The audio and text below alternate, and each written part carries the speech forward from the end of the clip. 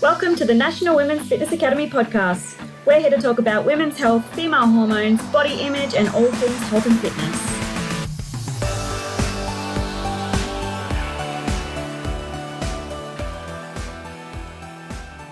Hello girls, and welcome to another episode of the Women's Fitness Academy's podcast. I'm your host, Siggy, one of the WFA's educators and a women's online coach. Today, I've got Kayla. Kayla is a face-to-face and recently an online coach based in Sydney, Australia. Now, Kayla specializes in strength, hypertrophy, and body composition.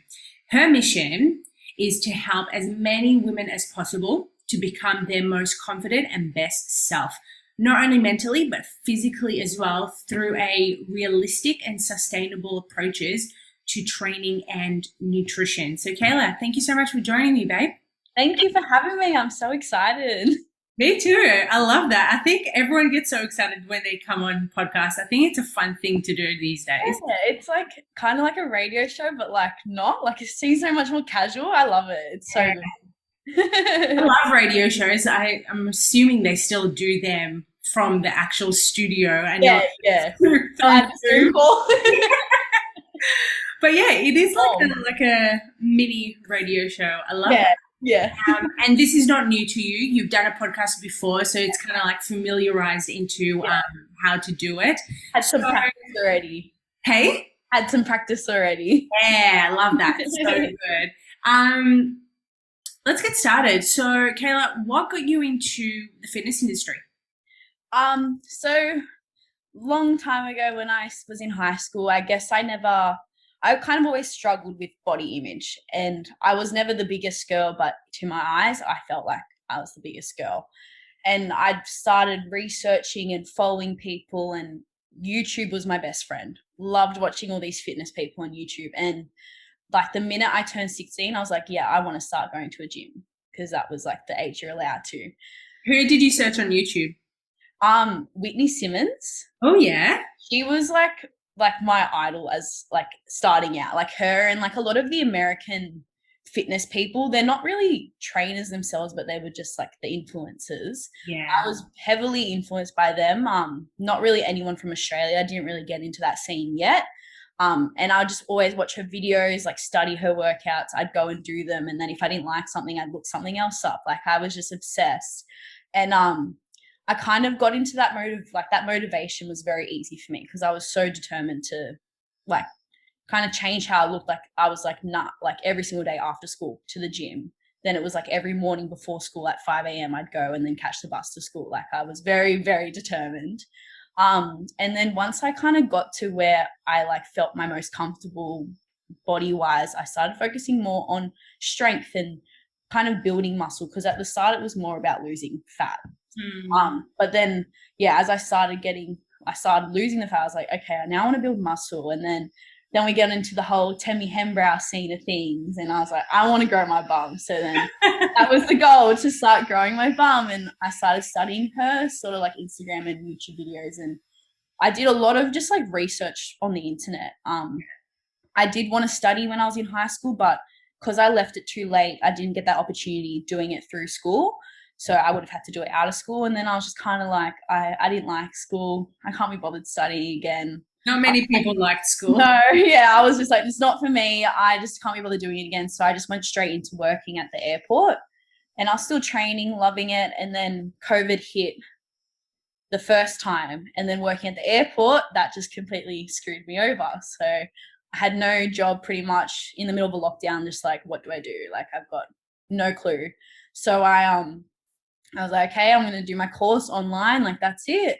Got straight into studying my Cert 3. Then I did all the practicals once we got out of lockdown, and then Cert 4. And here I am now as a trainer. I started last year. Beginning of last year was when I went full-time working at the gym I'm currently still at, as a coach of classes, more strength and conditioning. And then when we went into lockdown again last year, that's when I started opening up face-to-face spots, because everyone needed a trainer. Everyone wanted to train. I was like, come to me. I need to make money. So I started doing that. And then again, 6 months later, here we are. And I've now decided to open up online coaching as well. So, and the plan is to hopefully be all online in the future for sure. Yeah, I love that. Thinking big already. That's awesome. Oh, very big at the moment. Yeah, I love that. So how was your time during, lockdowns and COVID and all of that with doing your face-to-face business? It was busy, like literally like waking up 5 a.m, first client 5:30 till about 5:30, 6 o'clock at night, like all day. And because we were really lucky because the gym I work at, we have a big driveway out the front. So we just brought all the equipment outside and started training. So very, very, very, very lucky. And like I was still able to train myself, but because everyone else couldn't train, they're like, can you train me? Can you train me? And at the start, I was like, yeah, I'll take on everyone. Like, it's so exciting. And by the end, I was like, oh my God, I'm so busy. Yeah, and, like, what have I done? Yeah, I was like, wow, I need to stop. And like seeing everyone else not really doing much, it was very like, oh, why am I working so, like, it's good that I'm working so hard and making money, but I was kind of like, wow, I need a break as well. Like it was amazing, but yeah, very full on. And then obviously once we went out of lockdown, some of those people had gone back to their own gyms, but some people still stayed on board. And I also still do the classes at the gym. So it was a very hectic time being in lockdown, that's for sure, with work. Well, at least it was really productive as well. Yeah, it was very productive. Yeah, that's good. And you know what, like getting your foot into the industry at that stage of life, I think that's really cool because it would have taught you some valuable lessons. Yeah, for sure. Like just even like I know the amount of work I did then isn't possible for me to do now, especially because I do teach classes at the same time. So I was like, I'm really glad I got all that experience done kind of in that lockdown, because then I know what I should be doing and how I want to do things coming out when it's a bit more, I guess, serious in a sense with more long-term clients rather than just someone coming because they need to train because they've got nothing else to do. So it definitely taught me a lot in that 6-month period for sure. Yeah, I love that. Awesome. So good. So you mentioned that when you first started, we were looking at like YouTube clips and you're doing your own thing. Now that you're a coach yourself, what does your training look like? Do you have someone helping you? Are you making your own workouts? It is so different. So last year at the start, I invested into having a coach, which was my first coach, because I was just kind of like, because once I started doing my own like the classes at this gym, I was like, I really can't be bothered thinking about my own programming. Like I just can't be bothered.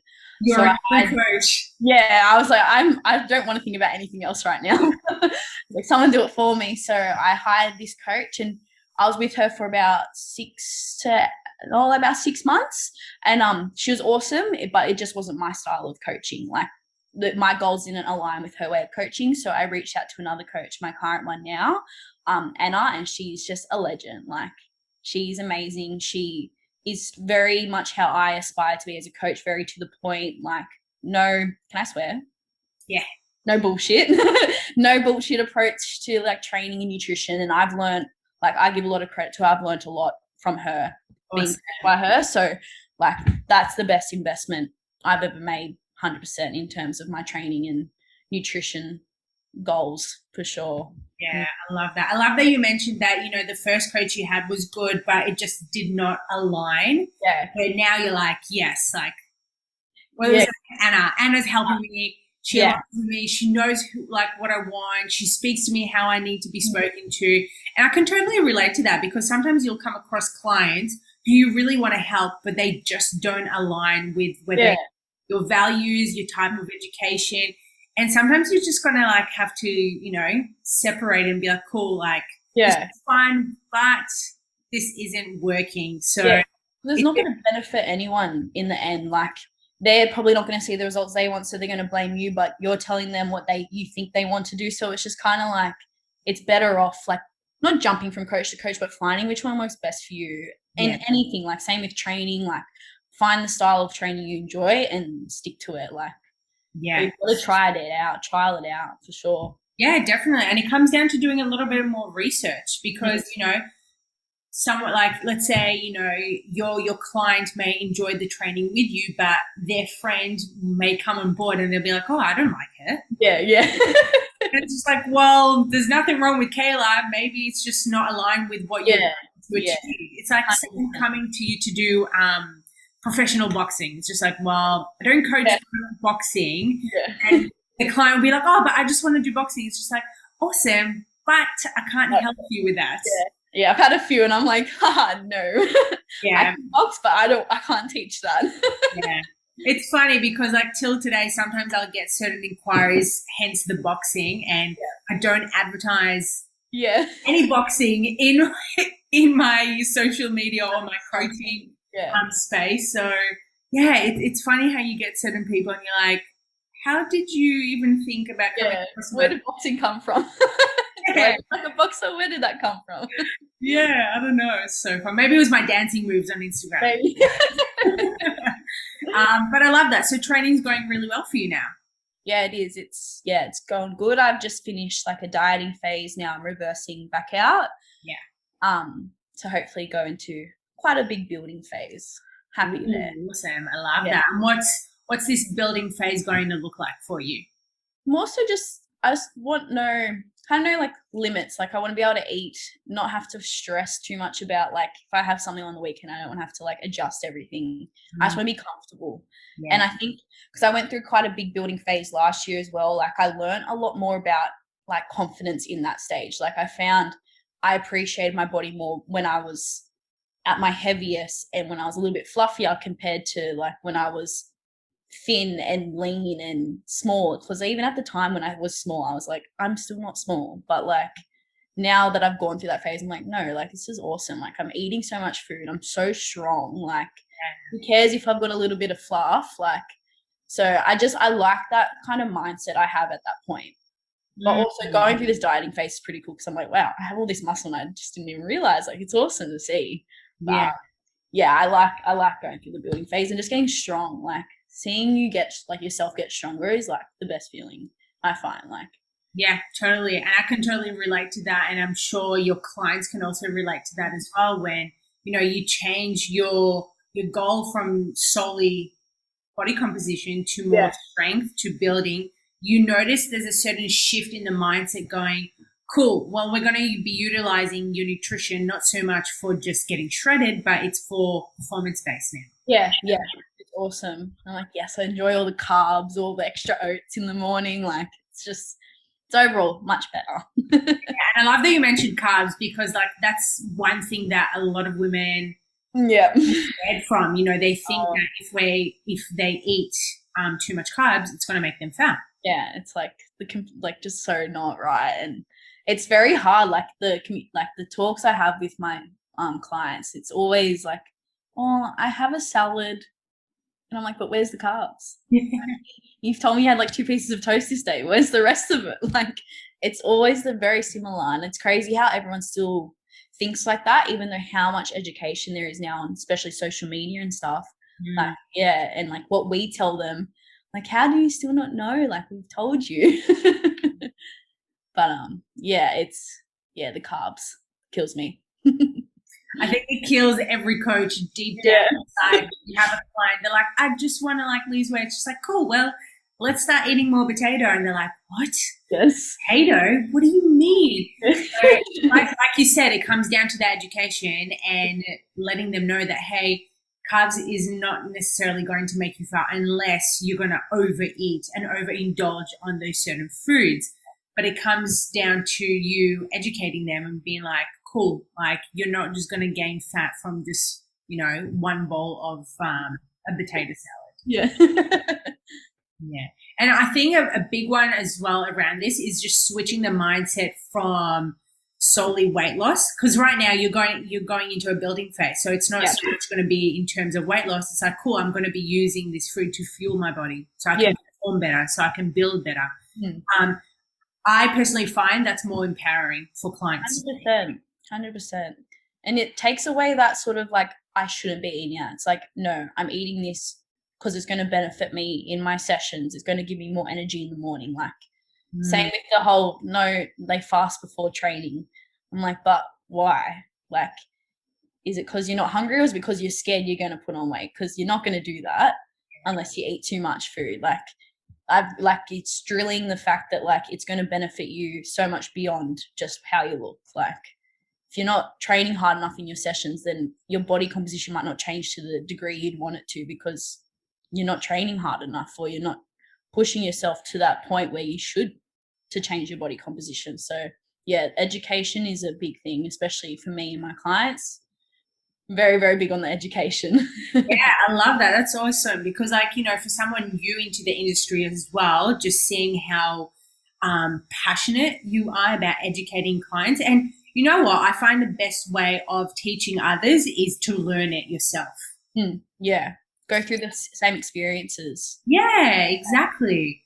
Yeah, and it's awesome. And you like from you learning and putting yourself through that, experiment of trial, you can show your clients as well that, hey, like things take a while. It's not going to take you 6 weeks to lose weight or 6 weeks to gain muscle. Yeah, I know. As much as the marketing that is up on Instagram and social media, I'm like, it's gonna take a while. Like, but yeah, I think also like because when I was starting out, I saw a lot of stuff and I learnt some things, but in terms of education compared to now, there wasn't that much around. I found, and I'd also want to hope to be that person that can educate someone maybe when they're 16 and like just getting involved. So yeah, like education compared to when I first started is definitely better, but like I hope I can do it 10 times better now. Yeah, I'm sure you will. And you know what? It comes down to consistency for showing, like doing yourself, but also making your clients understand that, just going off track here and there is not going to be a huge deal. It's what you do long term that's going to see progress. Yeah, I love that. What other myths have you come across that your clients have asked you or have said to you? Oh, it's just a lot of it is like the overtraining. Not so much a myth, but just more the overtraining is a big one I find. Yeah, like no rest days, just training for like 2 hours or the calories burnt on your Apple Watch. That's a big one. Go hard, go home.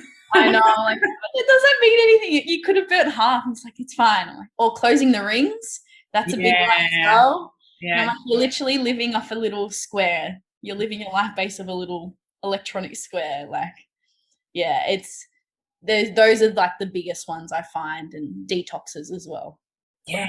Juice Detoxes. Juice cleansers. I'm like, of course you lost weight. You just drank and pissed it out. Like you've got nothing. Just didn't piss it. You probably shat it through as well. Yeah. You've got nothing in your system. No wonder why you just lost 5 kilos. It just came out in the toilet. Like, it's so funny you mentioned that. Many, many, many years ago when I reckon I was still a teenager back then, and I did a lemon detox. Have you heard of that before? I don't know. No. Anyway, it's one of those, like, it's not a juice cleanse, but it's a lemon detox, and it's like this syrup, and it had like lemon and it had like all these enzymes that are supposed to help you to lose weight in quotations. And I literally spent 5 days in the toilet. Oh my God. I did lose weight. I lost a lot of water, not necessarily fat. And oh my God, I scarred myself for life after doing that. Yeah, no. I've never personally tried a juice cleanse. I love food way too much. So thankfully, but just seeing some people and then they're like tired or they're like drained. I'm like, yeah, you have no food in your system. Like, it's not good. No. And that also ties in really nicely into those meal replacement shakes as well. Oh, yeah. They're disgusting. Absolutely disgusting. Oh, every time I see them, like if I walk down like Chemist Warehouse or something, I'm like, I can taste how gross it is just looking at it. Like, I think I've tried one in my entire life and I was like, that was just foul, like never again. It's so funny, like you walk past and you're like, you don't even need to taste it. You probably have like that memory of the taste that you had. Yeah. And you're just like, no, never again. Yeah. And I'm like, same thing. Like, how do you not like, why would you just want to drink that? Like, it's just, it makes me crazy. It's not satisfying at all. No. Yeah. And to be honest, I don't think I've ever come across someone who actually enjoyed doing it. Yeah. Which is like, it's sad because it's like, why would you force yourself to drink a liquid that you don't like the taste of 3-4 times a day when you could just eat a meal that's going to keep you full and actually be enjoyable? So yeah, it's crazy, all the sort of trends and diets that are out there. They're wild. So many trends, but hey, you know what? We're changing it. We're changing the style and, putting all the myths back into a little box where they belong and then pushing out more information to other people. Yeah, 100%. That's good. I love that. That's so good. In terms of training, what are some things that you've come across with your clients that you've been helping them with? A lot of them want to tone. So it's even like shifting that to them being like, okay, if you want to tone, you need to build muscle. Yeah. You can't just be eating 0 calories a day and doing cardio for 3 hours. Like we need to start lifting heavy and correcting our technique and building our muscle. So then when it does come time to tone up or diet down, you look toned and you have that muscle definition. So that's a big main goal for a lot of them. And a lot of them just want to get stronger and be happier and more confident, which I love, because it's like, it's not that physical goal, but it's going to come anyway. Like if you want to get stronger, that's great. And then you're going to see those changes in your body regardless. So it's like, it's nice to see that they already have that goal that's not physical based. It's more performance based straight away. So those are fun. I love getting girls strong. It's my favorite. Same. It's the best. And I love that you mentioned about the toning aspect, because like that's been going on for decades now. And so many women are still thinking that, they can just tone, their muscle. It's just like, you can't do that. No, it gets bigger or smaller. You can't do anything. You can't tone. Exactly. And, like you said, the best way of doing it is through strength training. Yeah. And that's like kind of the first thing, not like shut down, but I kind of explain like straight up if someone says they want to tone, I'm like, okay, that means building muscle and fat. So we need to kind of start weight training and die down the cardio a little bit. So I try to avoid the word tone at all costs. Same. And it's so funny because it still goes around. Like I'm sure it's not amongst trainers, but your everyday gal who just wants to, tone in quotation marks. Yeah. Will say that to you and be like, cool, well, I want to do this, and that's up to us to educate them and be like, cool, well, this is how you do it, but this is the right way of acknowledging what toning is. Yeah, for sure. Yeah, I love that. And I love that you mentioned by toning down the cardio aspect of it. Yeah. Cardio, I love cardio for health, but I can't be bothered. Like I'm very, not anti-cardio, but I'm just like, I can't be bothered. Like, so I'm not the best person to come to when it comes to cardio, because I'm like, I'm scared of cardio. I don't like it, but I like to use cardio for health. Like I did cardio today for the first time in a very long time. And that's just purely because I'm like, I need to get fit again in that way. Because I used to do quite a bit of cardio, like HIIT classes and like more like strength and conditioning style classes last year before I went into my first build phase. And I was so fit, like very, very good cardiovascular wise. And then this year I'm like, wow, I'm slowing down a little bit. So I think it's good to include like health wise, but it's not something I push for like your fat loss and whatnot, because it all comes down to nutrition as well. Yeah. If you can't get nutrition right, what's the point in adding all this extra cardio if you're not even eating properly? So yeah, that's a major point. And in terms of that, it also comes down to recovery, because that too. If you're doing, let's say, 4 sessions of strength training, but then on the other 3 days you're like doing cardio, it's just like, where are you resting? Yeah, it's very counterproductive. Like, if anything, like I'd say like do it on like an upper body day when you're not really that tired. But I try and leave, and I try and tell my clients as well, leave rest days to rest. Like go for a walk if you want, but don't add anything extra. The extra stuff isn't going to help. Like rest day is actually meaning for you to rest completely. I love rest days. I'm like, I'm just going to chill out, watch a bit of Netflix, might do a little bit of a walk, but rest days are the best. Yeah, they are. And your body needs to recover. You can't just go, 24/7 all the time. It's the same with work. You can't work 24 hours of the day. You have to segment it into certain hours, and then for the rest of the hours you're resting, you're sleeping, you're eating. But even like then and same with like work wise, like when you're resting, that might be where you have your best ideas or your best kind of like content ideas or business plans. So Same with muscle. You're going to rest, that's where you're going to build your muscle. So yeah, I don't think enough people understand that, and they think rest, oh my God, no, I'm going to shrink or I'm going to lose this. Like, no, this is where you're going to grow. This is where everything happens. So yeah, that's a big one education wise. I feel like that needs to be out there a lot more, because I'm glad that you mentioned that, because I actually had a conversation with a client of mine who was sick with COVID last week, and wasn't able to train for the whole week. And for the whole week, she was like, oh my God, I'm going to lose my gains. I'm not going to be able to go to the gym this week. What's going to happen? I feel as if I'm going to like fall behind. Yeah. We have these like really high expectations of us reaching our goals, but sometimes we also just need to like level it down a little bit and be like, well, I'm sick right now. I'm not going to be able to train efficiently. Maybe it's best to just take that rest. And like you said, you know, just go for a walk or watch a little bit of Netflix. So then the following week, when you feel better, you actually go in there 100% instead of going half-ass doing a session and feeling. Yeah, exactly. Yeah. Yeah. I had that actually, same with a client of mine before we went on holiday. She was going away.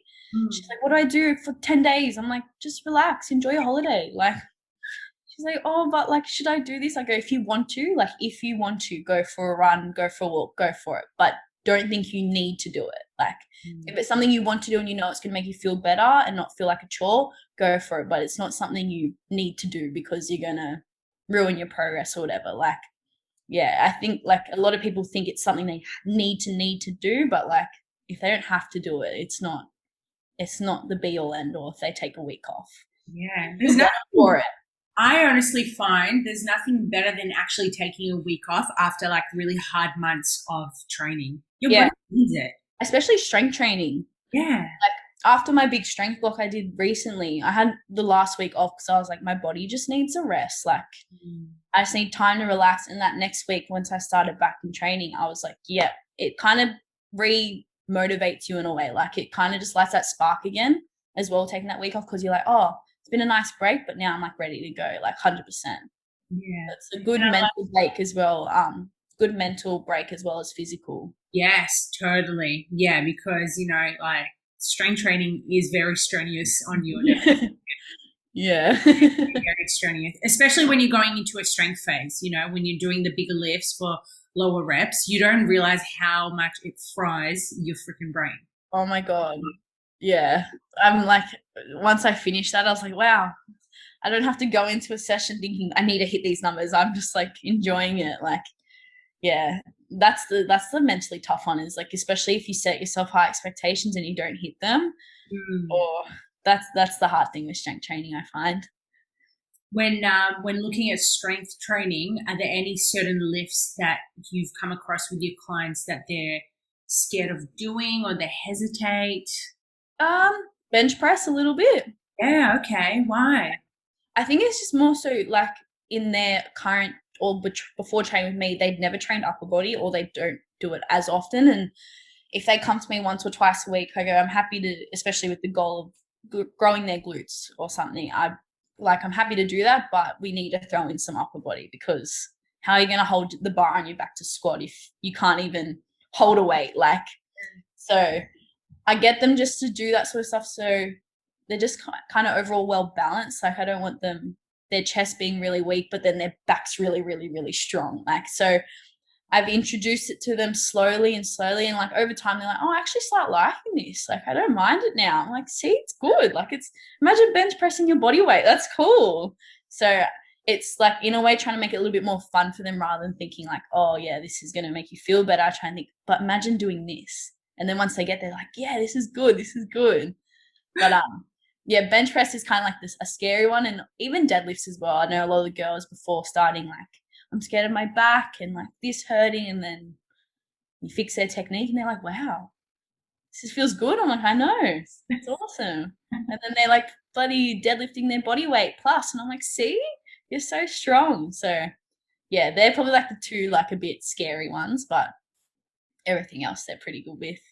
I love that you just like dabbled in a little bit with the bench side of things, and, you know, introduced them to it. I remember years ago I had a client, she just was so against doing upper body, especially chest, because she had a big chest and she thought because she already has a big chest, she doesn't need to train chest. Yeah. It doesn't matter. Every time we would have a session, I'd be like, cool, let's do a little bit of chest train. She's like, Sig, have you seen my boobs? Like, I don't need that. And I'm like, that's not how it works. Yeah. But I ended up starting her with doing just shoulder work. So it'll be like presses, lateral raises, just doing things that will help to isolate the muscles around. And then eventually she noticed how her arms started developing. And she's like, I really like doing upper body. And I was just like, oh my God. Yeah. And I started doing bench pressing and she's like, why didn't I do this sooner? And I just like kept my mouth shut. Yeah. I told you so. But not only in terms of training wise, it helps with symmetry as well. Yeah. Yeah, for sure. Because it's just funny, like even like posture wise, like some of the girls' posture, like starting, they never train the upper body or they're like constantly like this. And then towards the end, they're like, I feel better. Like I'm getting up easier. Like it's amazing how much training helps, not just physically, but also like just in your everyday life. Yeah. Like, it's awesome. That's like some of my favorite feedback to get. It's like I'm moving better. My back's not hurting anymore. Like getting off the lounge feels easier. Like I love that sort of feedback because it's like you're going to carry that on for the rest of your life. And if you can feel like that when you're 50, 60, 70, then that's awesome. To be honest, those are probably one of my favorite feedbacks because body composition transformations, anyone can do that. Anyone can achieve that. But at the end of the day, when you get text messages or phone calls like that and you're like, oh my God, I was able to lift my kid without no back pain. I was able to carry my shopping in one go instead of having to go back and forth to the car. I think those are like the biggest transformations in my eyes. Yeah, 100%. I agree for sure. Yeah, I love that. It's so good.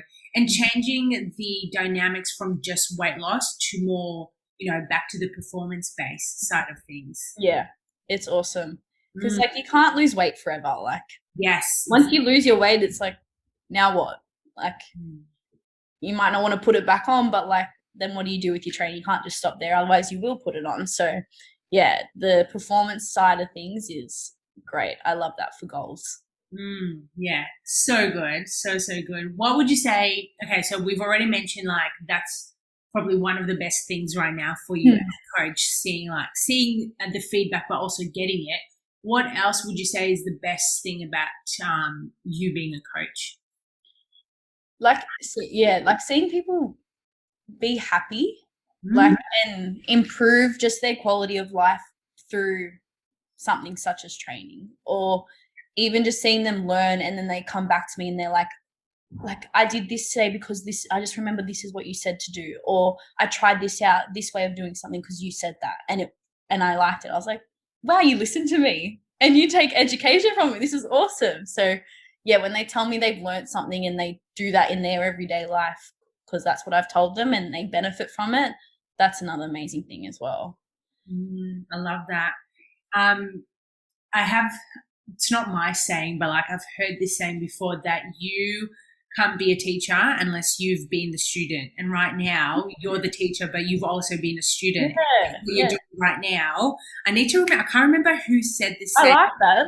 I know. Because for so many years, we as coaches are teaching other people and they are students, but once they become students, they also teach their friends, families, and they're like spreading the word.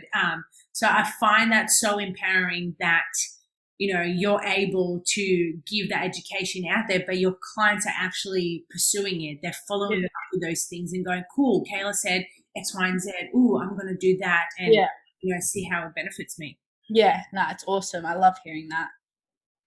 Yeah, it's the best part when you have a compliant client. Yes, for sure.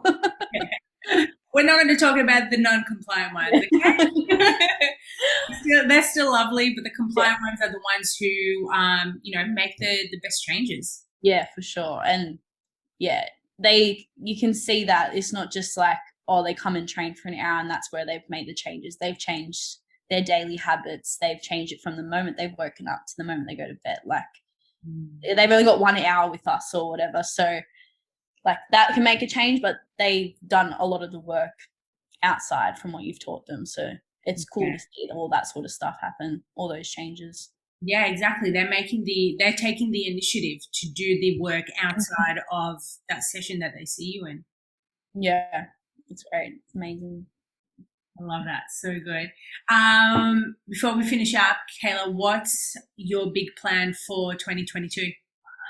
Okay. I would love to open up my own gym studio, just like a little private studio, do a few face-to-face PTs, but I'd also love to go completely online so I can work anywhere.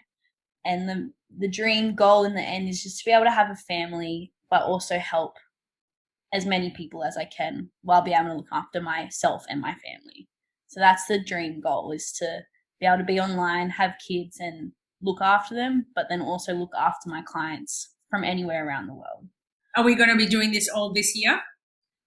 Maybe not the kids and the all the sort of stuff. I was like, you go, girl. You dream big. That's the big dream. That's the big dream. But all these little steps are going to help me get there. Yeah. But definitely, I would love to be completely online by the end of this year, and then hopefully dabbling into looking into gym spaces in the next couple of years as well. Love that. Love that. Well, you know what? You're already, ahead of the game. You're probably going to get there sooner than later. That's for sure. I hope so. Fingers crossed. Working very hard. Yeah, you know what? Keep working. You'll get there. Kayla, where can our followers find you? So my Instagram is just Kayla Cerda Coaching. And then I also have my website, same thing with the .com down the end. Nice. I love that. And now I know we spoke a little bit about your big goals for the year, but in terms of training, what's that looking like for you this year? Still a big goal to hit 100 kilo squat. That is my main goal. I want to be able to hip thrust 200 kilos, a 120 kilo deadlift, and I'd like to bench my body weight eventually. I don't know if that'll happen this year, but those are my big training goals. And I'd also like to do my first photo shoot. That's a kind of an aesthetic goal this year, is to do my first photo shoot. That'll be cool. I love that. So many performance goals, and also like the recomp goal as well in there. Yeah. I love that. Awesome, babe. Well, thank you so much for jumping on. Thank you for having me. I know our followers are going to have immense knowledge from what we spoke about today, especially around the myths and the clientele that we've been nitpicking on all the case studies. So yeah, girls, if you enjoyed today's podcast, make sure that you recommend it, share it, tag myself, tag Kayla, and also tag the Women's Fitness Academy. Until next time, don't chase just weight loss, focus on nourishment and performance.